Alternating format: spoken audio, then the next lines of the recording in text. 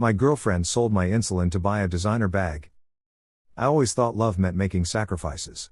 But I never imagined I would end up in this situation. It all started when Emma, my girlfriend, and I moved into our first apartment together. We were young, excited, and, like most people our age, broke. My girlfriend and I were so broke that we ended up sharing a frozen pizza for dinner. Despite the simplicity of the meal, it turned out to be one of the best days we've ever had. We sat on the floor of our tiny apartment, laughing about our situation and enjoying each other's company. The cheap pizza became a symbol of our love and resilience. We didn't need fancy dinners or expensive outings, just being together, sharing a meal, and appreciating the moment made us feel rich in our own special way. It was a day filled with warmth and love. On the other hand, Emma had always had a taste for the finer things in life, and I tried my best to indulge her whenever I could, even though I had my own needs to consider. Our finances were tight, but I made sure to budget carefully. I wanted to surprise my girlfriend with a vacation at the end of the year, so I saved up diligently. I cut corners wherever I could, even skipping meals at work, or walking instead taking the bus. Every penny mattered, and I was determined to make it happen. The thought of seeing her face light up with joy kept me motivated. Emma, on the other hand, had a more carefree approach to money. She worked part-time at a boutique, and though her income wasn't substantial, she often spent it on small luxuries.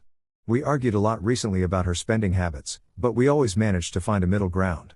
Or so I thought.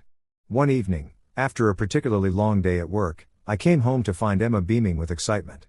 Her eyes sparkled as she showed off a sleek, new designer handbag, the kind that usually cost more than a month's rent.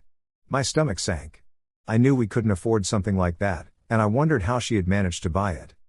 "How did you afford this?" I asked, trying to mask my concern with curiosity. She hesitated for a moment, then shrugged, brushing off the question.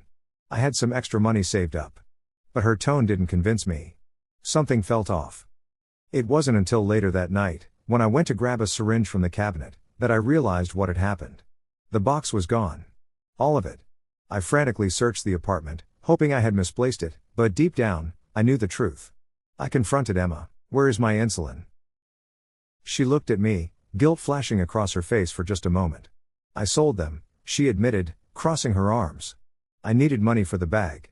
Besides, you can get more, can't you?" I was speechless. My mind raced as I tried to comprehend the situation. The syringes weren't just some disposable item, they were essential for my survival. "You sold my medical supplies for a handbag?" Emma rolled her eyes. "Come on, it's not like you're going to die or anything. Just man up and figure it out. We can get more next month." Her words stung. She was treating this like it was some minor inconvenience, not a matter of life and death. I couldn't believe it. The woman I loved, the person I thought understood me, was dismissing my needs so casually. "I can't just wait until next month," I snapped, frustration and desperation lacing my words. "I need those supplies now. How could you do this?" Emma's expression softened for a moment, but then she shrugged again, her eyes hardening. "I wanted the bag," she said simply, as if that explained everything. I felt a lump form in my throat as I realized how deeply her priorities had shifted. It wasn't about the bag, it was about the lack of respect and care for my health, for me. In that moment, I knew we had reached a breaking point. After this argument, I left the apartment immediately. I felt like the ground had been ripped from under me. The betrayal wasn't just about the money, it was about my life, my health, and the person I thought I could trust with everything. The next day, I made the hardest decision of my life.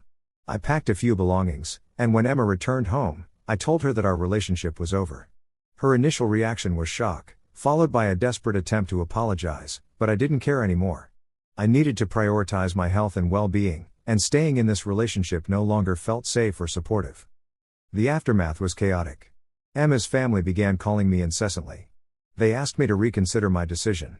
They said Emma was struggling to pay for the apartment and needed my help. They painted her as a victim of circumstances, pleading for understanding. Despite their heartfelt pleas, I felt no inclination to reconcile. My decision was not driven by anger, it was about self-preservation. I had endured enough stress over the years trying to balance our finances, only to find that the person I loved was willing to sacrifice my health for a designer bag. I was firm in my response. If they wanted to cover the apartment expenses, Emma should sell the designer bag she had purchased with the money from my insulin. Their silence on that suggestion was deafening.